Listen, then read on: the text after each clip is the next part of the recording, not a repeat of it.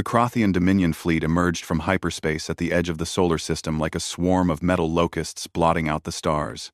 Admiral Vex Thor stood on the bridge of his flagship and watched his tactical display with satisfaction. 3,000 warships had answered his call. Dreadnoughts that could crack planets hung in formation beside carrier vessels loaded with fighters. Destroyers and cruisers filled the gaps between the larger ships. It was the largest invasion force the Dominion had assembled in a decade.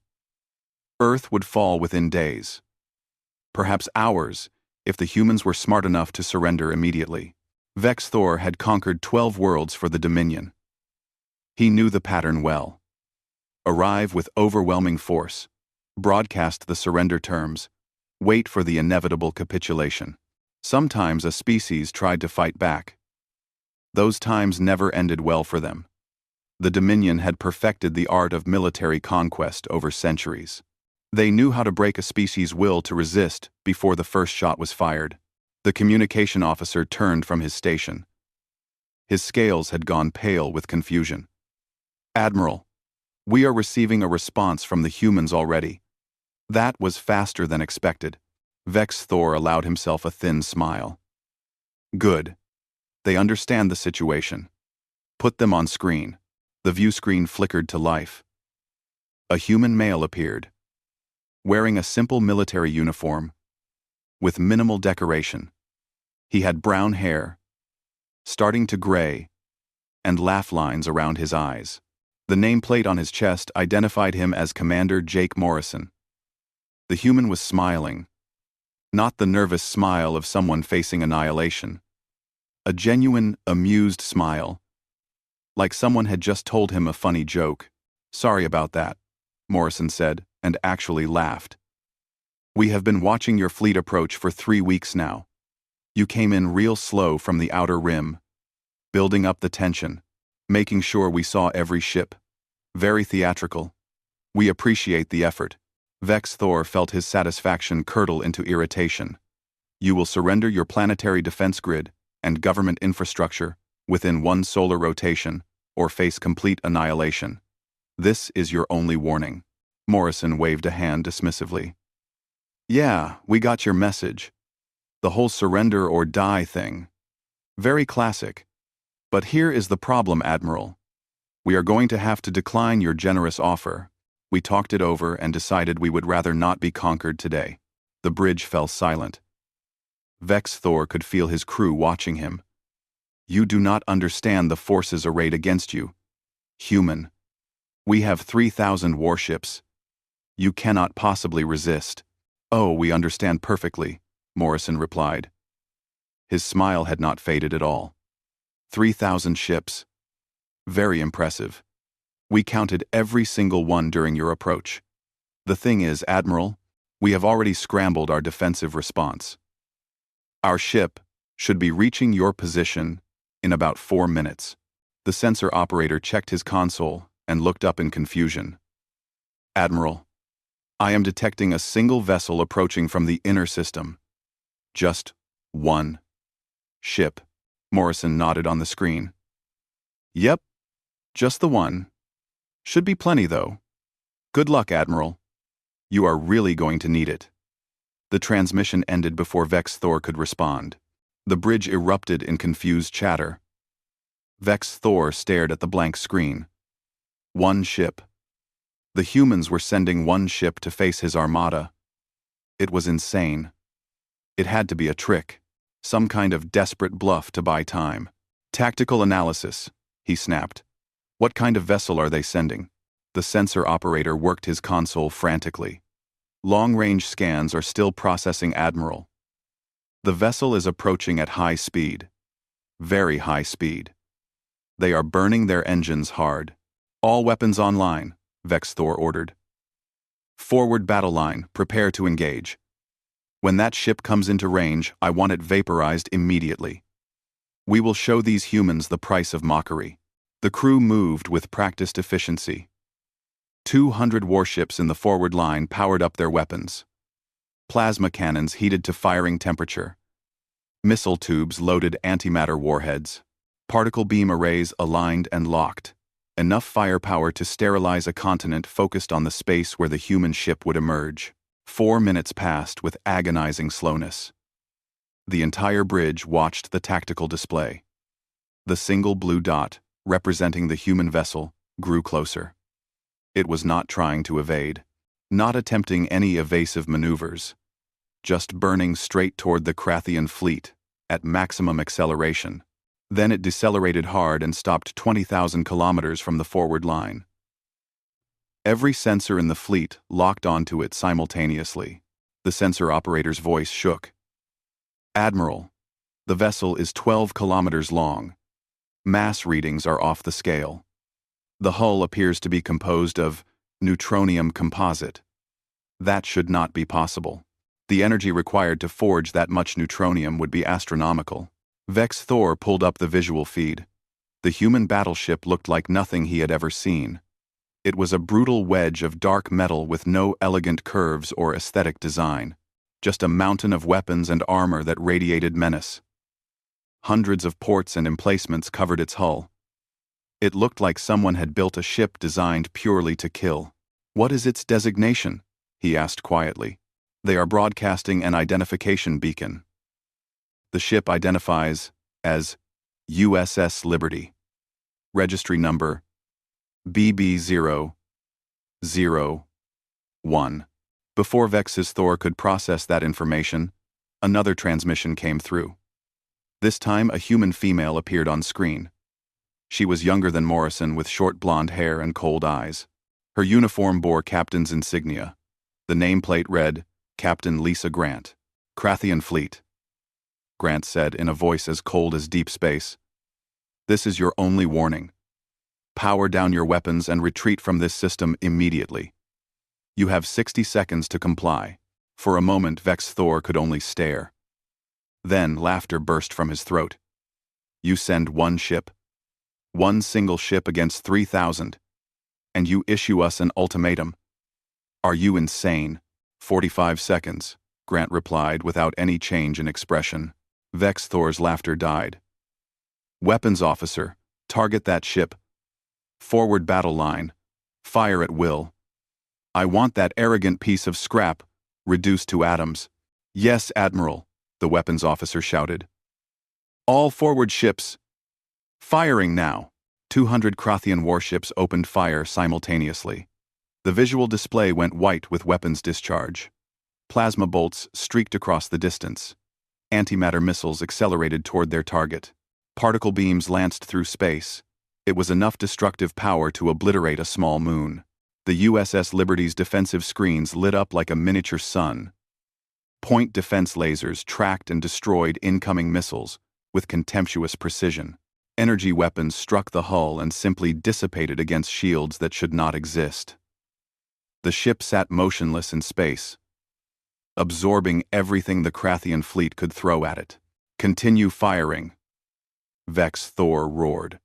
"All ships. Maximum firepower." The barrage intensified. More ships joined in. The space around the Liberty became a hell of fire and energy. Captain Grant's voice cut through the chaos, calm and cold. "Time is up. Liberty, you are weapons-free. Fire." What happened next would be studied in military academies for generations to come. Analyzed and debated by strategists, trying to understand how everything changed in a single moment. The USS Liberty did not carry conventional weapons. No plasma cannons or particle beams or antimatter missiles like every other warship in the galaxy.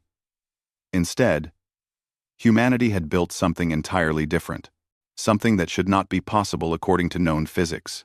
The Liberty mounted 36 gravitational singularity projectors, weapons that created tiny black holes in space and then collapsed them in controlled detonations.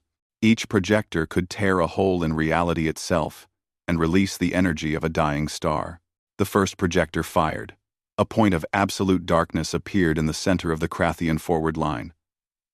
For 1 microsecond it hung there, a pinprick of nothing that swallowed light and matter. Then it collapsed. The explosion released more energy than some suns produced in a year. 20 Krathian warships simply stopped existing. They did not explode or break apart. They were just gone, erased from space as if they had never been. 40 more ships caught in the thermal bloom flash vaporized. Their hulls went from solid metal to superheated gas in milliseconds. The shockwave scattered another 100 vessels like toys, sending them tumbling through space with their systems overloaded. On the Liberty's bridge, Captain Lisa Grant sat in her command chair and watched the tactical display with professional calm. Around her, the crew worked with the smooth efficiency of people who had trained for this moment for years. "Singularity Projector 2, fire," said the weapons officer, Lieutenant Commander Alex Ross. His hands moved across his console with steady precision. Another black hole bloomed and died. Another section of the Krathian fleet vanished into nothingness. The tactical display updated, removing dozens of ships that no longer existed.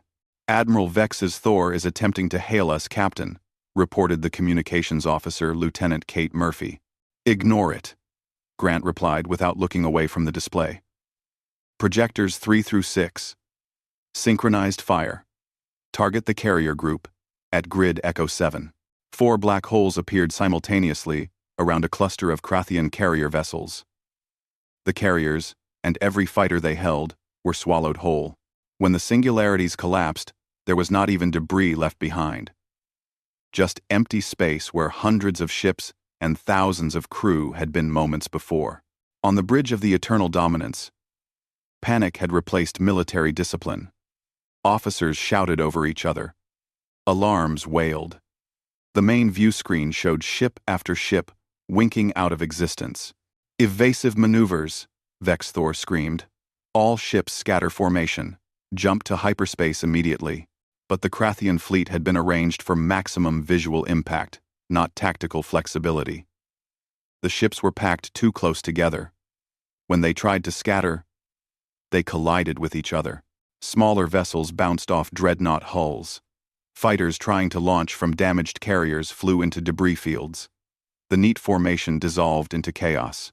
The Liberty advanced steadily through the carnage, firing with mechanical precision. Another singularity bloomed. Another section of the fleet disappeared. Grant's voice remained calm as she called out targets. "Projectors 7 and 8. Fire. Target the command ship cluster at grid Delta 9. We cannot jump to hyperspace," the navigation officer shouted. "The human ship is projecting some kind of gravitational interference field. It is preventing FTL translation in a radius of 2 light minutes." Vex Thor felt something cold settle in his chest. The humans had trapped them. This was not a battle. It was an execution. "How are they doing this?" the tactical officer wailed. "Weaponized singularities should be impossible. The power requirements alone would exceed the output of a star." The sensor operator looked up from his console with wide eyes. "Admiral, I am reading the human ship's power signature. They are running some kind of contained quantum vacuum reactor. They are extracting energy directly from empty space itself." "That is impossible," someone whispered. The Liberty fired again. And again. And again. Each shot erased ships from existence. The Krathian fleet that had numbered 3,000 was being reduced systematically, methodically, without mercy or hesitation. "Return fire," Vex Thor ordered desperately. "All ships concentrate fire on that vessel. Everything we have." The surviving Krathian ships unleashed everything in their arsenals. Thousands of weapons fired simultaneously. The space around the Liberty became solid with energy weapons and explosives. Enough firepower to destroy a fleet hammered against the human ship. The Liberty's shields did not even flicker. The neutronium hull shrugged off hits that would have vaporized any other vessel. The point defense systems destroyed incoming missiles before they could get close. It was like shooting at a mountain. The mountain did not care. "Projectors 9 through 12, synchronized fire," Grant ordered. "Target the dreadnought line." 4 more singularities appeared and collapsed. 4 more explosions erased dozens of ships. The tactical display showed the Krathian fleet dropping below 2,000 vessels. Then, below 1,500. The numbers kept falling. Vex Thor slumped in his command chair. His hands shook. All around him, his crew had stopped pretending they could fight. They just watched, as their fleet died. "Cease fire," he said quietly. Then, louder. The weapons fire from the Krathian fleet sputtered and stopped. The Liberty continued forward, but held its fire. "Admiral, what are your orders?" the tactical officer asked. Vex Thor straightened slowly. He had commanded fleets for 30 years, had conquered 12 worlds, had brought entire civilizations to their knees. But he had never faced anything like this. Never imagined anything like this could exist. "Send a transmission to the human ship," he said. "We surrender. Tell them we surrender." The bridge fell silent, except for the soft beeping of damaged systems. Lieutenant Murphy looked at Grant. "Captain, incoming transmission from the Krathian flagship. They are requesting to speak with you. Put it through." Admiral Vex Thor appeared on the view screen. He looked like he had aged decades in the 20 minutes since the battle started. His scales had gone pale. His 4 eyes held the hollow look of someone whose entire worldview had just shattered. "We surrender," he said simply. "Please. We surrender. No more. Just no more." Grant studied him for a long moment. Around her, the bridge crew waited in silence. The tactical display showed fewer than 200 Krathian ships, still intact. The rest were debris, or less than debris. Just empty space and fading radiation. "Do you know why we built the Liberty, Admiral?" Grant asked. Vex Thor shook his head slowly. "After we achieved faster-than-light travel, we knew we would eventually meet other species. We hoped for peace. We prepared for peace. But we are not stupid. In a galaxy full of life, some of that life would be hostile.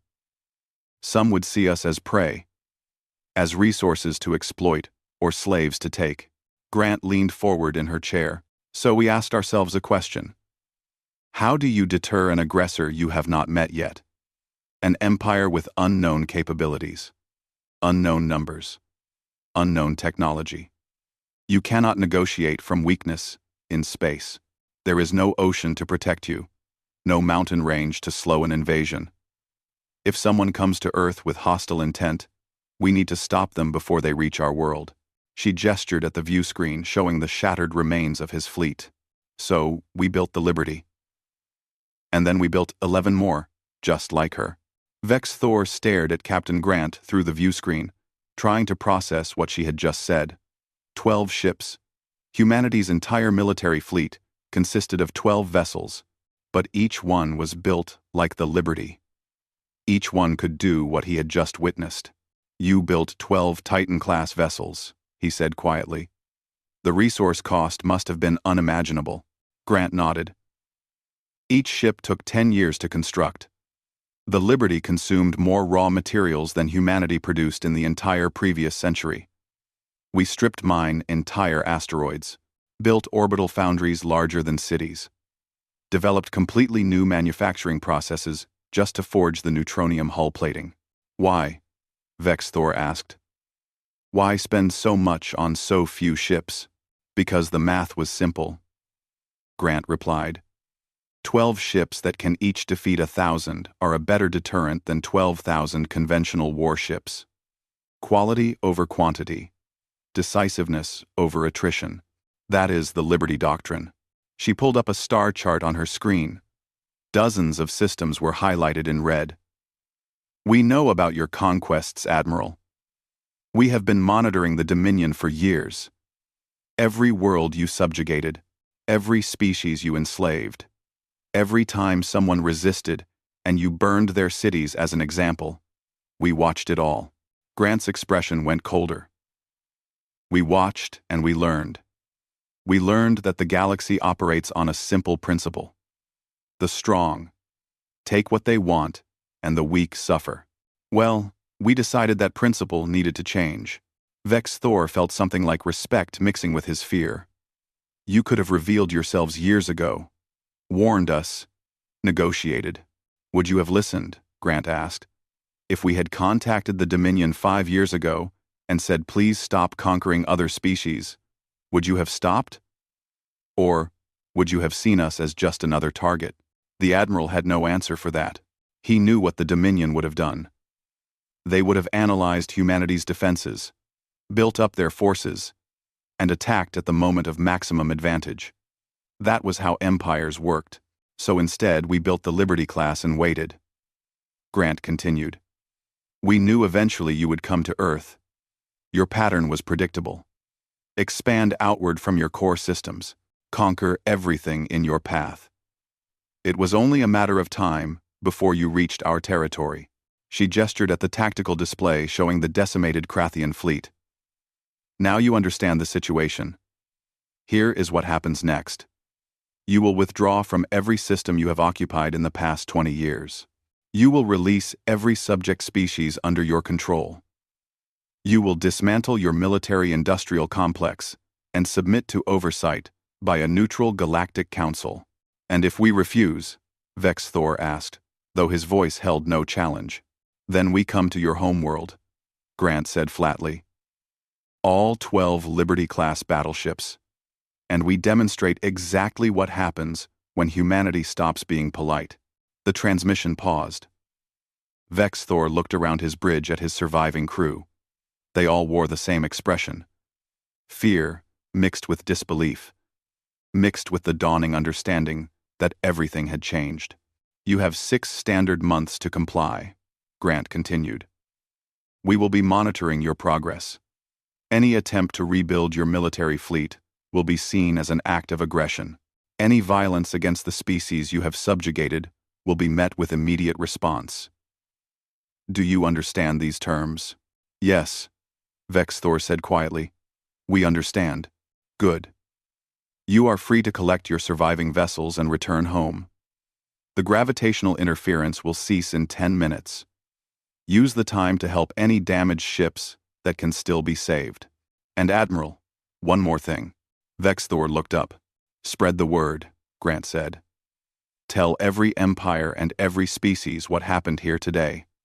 Tell them the age of conquest is over. Tell them there are new rules now. Tell them humanity is watching. The transmission ended.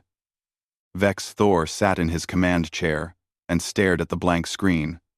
Around him the bridge was silent, except for the sound of damaged systems and quiet weeping from some of the crew.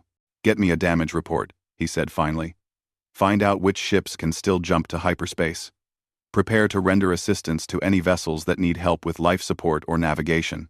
The crew moved slowly, still in shock. The tactical officer compiled the casualty list.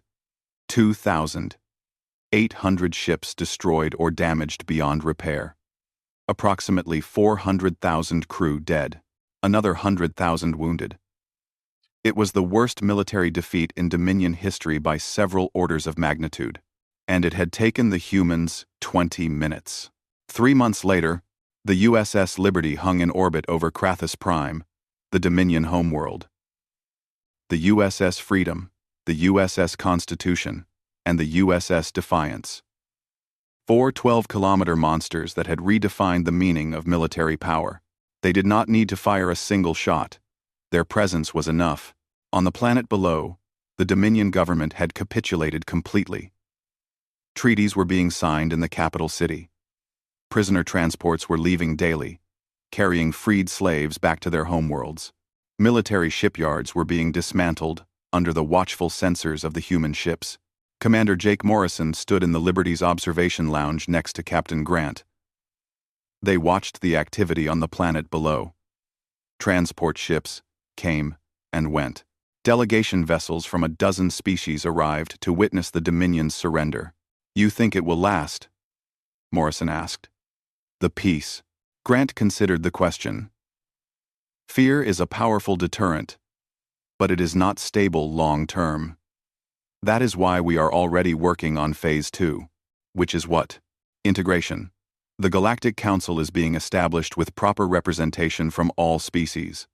We will share defensive technology, help build a collective security framework, turn the fear into partnership over time.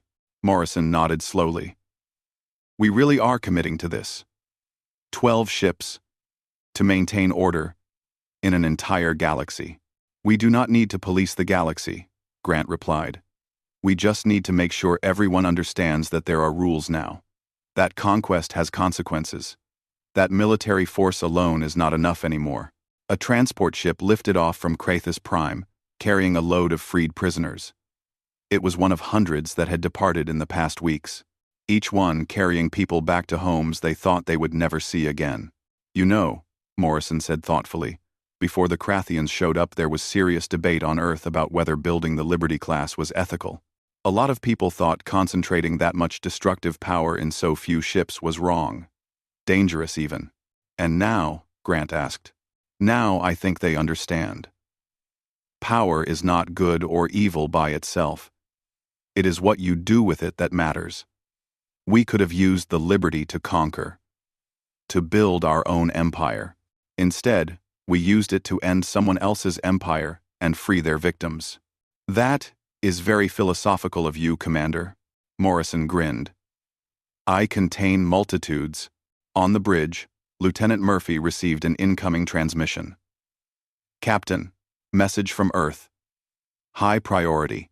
Grant and Morrison returned to the command center. Put it through. President Helen Brooks appeared on the view screen. She looked tired but satisfied. Captain Grant. Commander Morrison. I wanted to personally thank you for the success of the operation. The Galactic Council's founding summit is scheduled for 6 weeks from now. They have requested the Liberty be present as a symbol of humanity's commitment to collective security. We will be there, Madam President, Grant replied.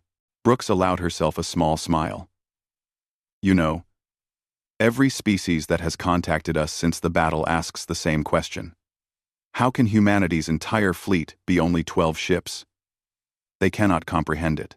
Morrison stepped into view of the camera. It is simple, Madam President. We do not build quantity.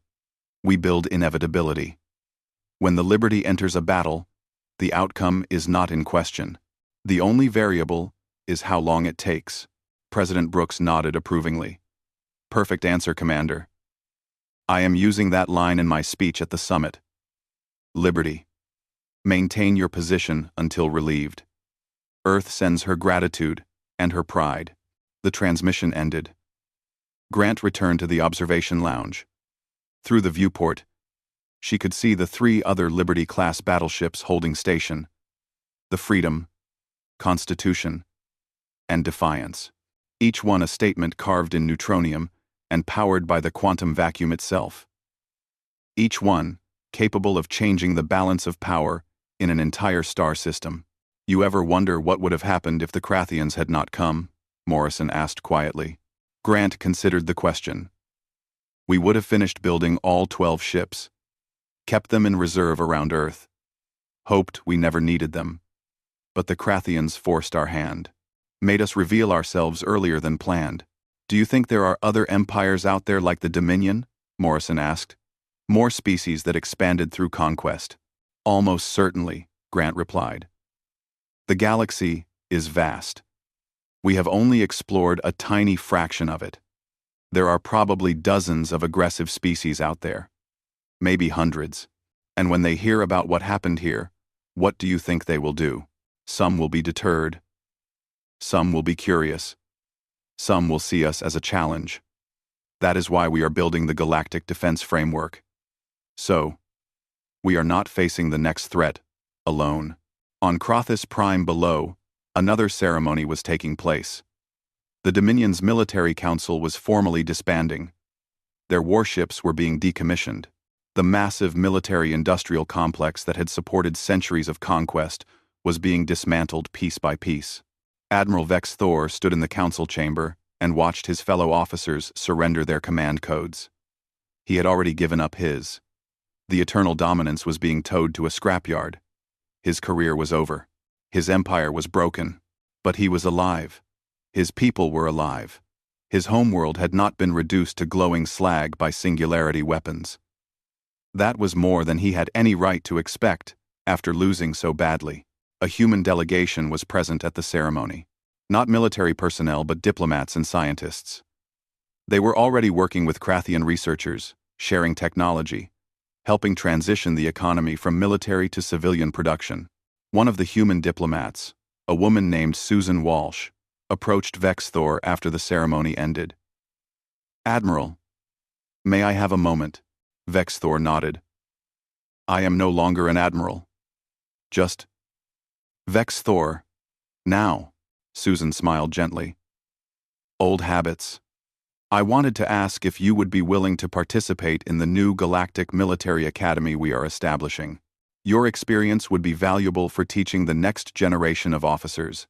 "You want me to teach?" Vex's Thor said with disbelief. "After everything I did, all the worlds I conquered." "We want you to teach because of what you did," Susan replied. "You have first-hand experience with the old way of thinking, the conquest mindset. You can help future officers understand why that path leads to destruction. Why the new way is better for everyone." Vex Thor looked at her for a long moment. "Why are you doing this? You defeated us completely. You could have destroyed my entire species. Instead, you are offering help. Partnership. I do not understand." "Because destruction is easy," Susan said. "Building something better is hard. Earth could have used the Liberty class to conquer the galaxy ourselves. Build a human empire even larger than the Dominion ever was. But what would be the point? More war. More suffering. More species enslaved. That is not the future we want." "What future do you want?" Vex Thor asked. "A galaxy where species cooperate instead of competing. Where conflicts are resolved through negotiation instead of warfare. Where the strong protect the weak instead of exploiting them." "It sounds idealistic, I know. Maybe impossible, but we have to try. And if it fails," Vex Thor said, "if some species refuses to cooperate, refuses to follow the rules, then the Liberty class ships enforce the rules," Susan replied. "We are not naive. The threat of force is still necessary. But it should be the last resort, not the first option. That is the difference." Vex Thor thought about her words. He thought about the battle, the ease with which the humans had shattered his fleet, the restraint they had shown by stopping when he surrendered instead of finishing the job. "I will teach at your academy," he said finally. "But I will tell the students the truth. That the only reason my species still exists is because humans chose mercy when they could have chosen annihilation." "That is exactly what we want you to tell them," Susan replied. 6 weeks later, the first Galactic Council Summit convened on a neutral station in deep space. Representatives from 47 species attended. Some had been victims of the Dominion. Some had been allies. Some had never been involved, but were watching carefully to see what this new order would look like. The USS Liberty hung in space near the station, a silent reminder of the power backing the proceedings. Inside the main assembly hall, President Helen Brooks of Earth gave the opening address. "We stand at a turning point in galactic history," she said. "For centuries, for millennia perhaps, this galaxy has operated on a simple principle. The strong dominate the weak. Empires expand until they meet stronger empires. Species are conquered, enslaved, or exterminated. This is the way things have always been." She paused and looked around the hall at the assembled delegates. "But it does not have to be the way things continue. Earth proposes a new principle. Collective security. Mutual defense. A galaxy where no species lives in fear of conquest, because all species are protected by all other species." A delegate from one of the former Dominion subject worlds stood. "How can we trust this system? What prevents a powerful species from dominating the Council, from using it as a tool of conquest instead of protection?" Brooks nodded, acknowledging the concern.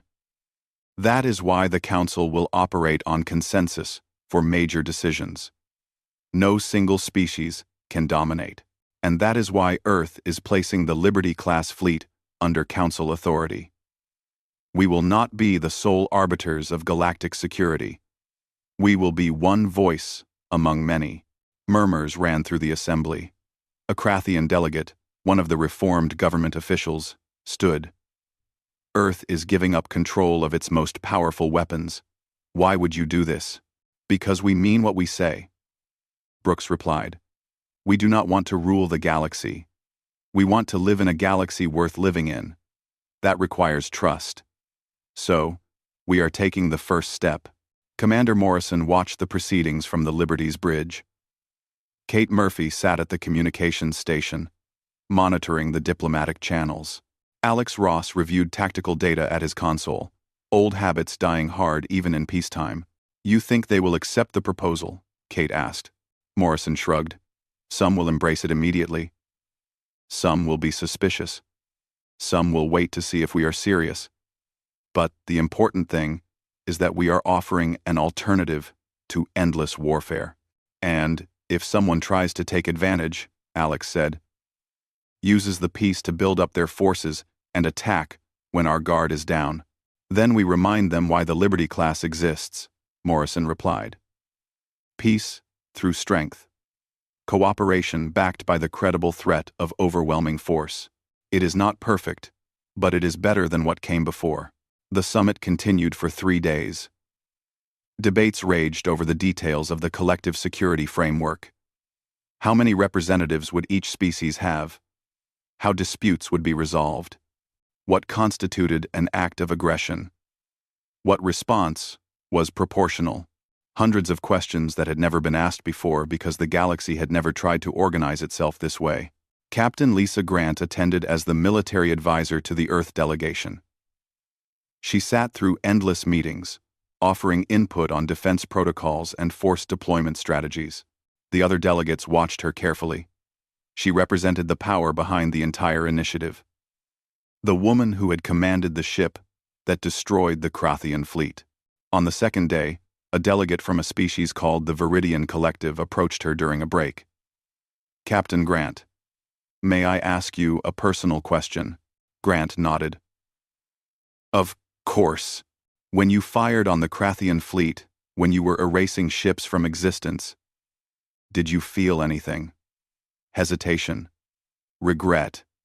Or was it just following orders? Grant considered the question carefully. I felt responsible. Every shot I called killed thousands of people. That is not something you do without feeling the weight of it. But I also knew that if I did not stop them, they would go on to Earth. They would kill billions of my people. So yes, I felt something. I felt the burden of command. The Viridian delegate nodded slowly.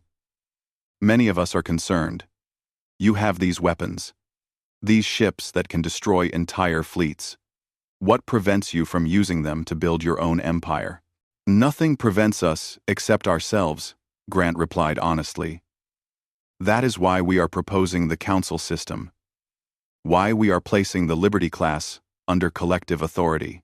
We recognize that concentrated power is dangerous, so we are choosing to share it and submit to oversight. And if the council orders you to do something you disagree with, the delegate asked, then we have a serious problem, Grant admitted. That is why the system needs checks and balances. Why decisions need consensus. It is not a perfect solution, but we believe it is worth trying. The summit concluded on the third day with the signing of the Galactic Security Charter. 47 species agreed to the framework. More were expected to join once they saw how it functioned. The Council established its headquarters on the neutral station.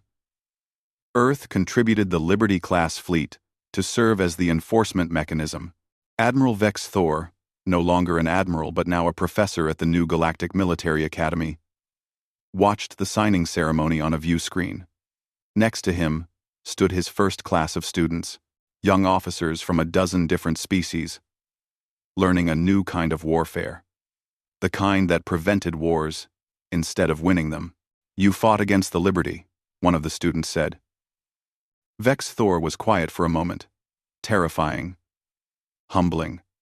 I had spent my entire career believing that military might was the ultimate arbiter of power, that whoever had the biggest fleet made the rules. The Liberty taught me that I was thinking too small. How do you mean? Another student asked. A Viridian female named Lyra. I was focused on quantity, Vex Thor explained. How many ships? How many weapons? How much firepower? The humans focused on capability. They asked what one ship could do, if built without compromise. If designed purely to win, the answer was the Liberty. But they could have built more ships, Peter said. If they spent 10 years and massive resources on each Liberty, they could have built 100 conventional warships instead, and lost them all in the first major battle, Vex Thor replied. That is the lesson you must understand. In modern warfare with these technologies, numbers matter less than capability. One Liberty-class ship achieved what no conventional fleet could. It ended the war before the war truly began. The students absorbed this quietly. Lyra raised her hand. Professor, do you think the council system will work? Can species really cooperate like this? Vex Thor looked at the view screen showing the signing ceremony. I do not know. My people tried to build an empire through force. It lasted centuries and caused immeasurable suffering. Now we are trying something different. Maybe it will fail. Maybe species are too different to truly cooperate. But I have seen what happens when we do not try. So, I choose to hope. Back on Earth, in a military research facility deep underground, engineers were already working on the next generation of defensive technology. The Liberty class had proven the concept. Now, they were refining it, making the systems more efficient, exploring new weapon types, developing better shield technology. Dr. Raymond Hughes led the research team. He walked through the facility with his assistant, a young woman named Claire Bennett. They stopped at a viewing window overlooking the construction bay. Inside, the skeleton of a new ship was taking shape. Is that the replacement for Liberty? Claire asked. Hughes shook his head. Liberty is not being replaced. This is something different. A support vessel designed to work alongside the battleships. It will carry repair systems, medical facilities, and diplomatic spaces. We are calling it the Hope class. Claire looked surprised. We are building hospital ships now. Hospital ships, supply vessels, science ships, Hughes said. The Liberty class won the war. Now we need to win the peace. That requires different tools. What about more battleships? Claire asked. What if another hostile empire appears? Bigger than the Krathians. More advanced. Then we build more Liberty-class ships, Hughes replied. But only if necessary. The goal is not to have the biggest fleet. The goal is to never need to use the fleet we have. On the USS Liberty, Captain Grant stood on the bridge and watched Earth rotate slowly below. The battle with the Krathians felt like a lifetime ago, though only months had passed. So much had changed. So much was still changing. Commander Morrison joined her. Penny, for your thoughts. Just thinking about what comes next, Grant said. We stopped one empire, helped establish a new galactic order. But there are still unknown regions of space. Still species we have not met. Some of them might be friendly, some might not. That is why we keep the Liberty ready, Morrison replied. Hope for peace, but prepare for war. It is an old saying, but it is still true. Grant nodded. Do you ever wonder if we made the right choice? Revealing ourselves? Intervening? Maybe we should have stayed hidden. Let the galaxy sort itself out. And let the Krathians conquer how many more worlds? Morrison asked. Enslave how many more species? No. We made the right choice. We had the power to stop them. That created a moral obligation to use that power. Even if it puts a target on Earth, Grant said. Every species knows about us now. Knows about the Liberty class. Some see us as saviors. Others see us as the new threat. Let them see us however they want, Morrison replied. As long as they understand that conquest has consequences now. That the strong cannot simply prey on the weak anymore. That is the message that matters. A transmission came through from the Galactic Council. They were requesting Liberty's presence at another system. Not for military action but for a show of support. A species recently freed from Dominion control wanted reassurance that the Council would protect them if the old empire tried to return. Set course, Grant ordered. Maximum sustainable speed. Let us show them what the Liberty represents now. The great battleship turned in space, its engines flaring to life. It accelerated smoothly, leaving Earth behind. Below, people went about their lives. Children played. Workers built. Scientists researched. Artists created. All of it protected by 12 ships that had redefined warfare. The Liberty jumped to hyperspace, vanishing in a flash of light. Across the galaxy, dozens of species tracked its movement. Some with gratitude. Some with fear. Some with curiosity about what humanity would do next. In the newly established Galactic Military Academy, Vex Thor taught his students about the battle, about his mistakes, about the old way of thinking, and why it had to change. The students listened and learned. They would become the officers of the new era, trained not just in warfare but in diplomacy, not just in conquest but in cooperation. In Earth's research facilities, scientists developed new technologies, better shields, more efficient reactors, new ways to defend without destroying. The Liberty class had proven humanity's capability for war. Now, they worked to prove humanity's commitment to peace. On the neutral station housing the Galactic Council, representatives debated and negotiated. They argued about jurisdiction and authority, about intervention and sovereignty, about when force was justified and when diplomacy should prevail. It was messy and complicated, and sometimes frustrating. But it was working. The Crothian Dominion that had terrorized 17 star systems was being dismantled. Former subject species were rebuilding their worlds. Former Dominion officers were learning new roles in a galaxy that no longer rewarded conquest. It would take generations to fully heal the damage. But the healing had begun. And in deep space, the USS Liberty maintained its patrol, ready to respond to threats, ready to defend the new order, ready to prove that humanity had not just changed the galaxy through force but was committed to maintaining that change through vigilance. Commander Morrison stood on the bridge and thought about the title they had given the Liberty-class ships. Battleships.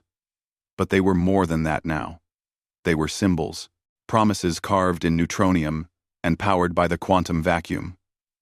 Promises that conquest would be opposed, that aggression would be answered, that the strong would protect the weak instead of exploiting them, one ship against 1,000.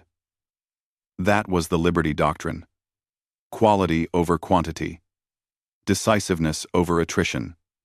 Capability over numbers. It had worked against the Krathians. It would work against the next threat. And the next.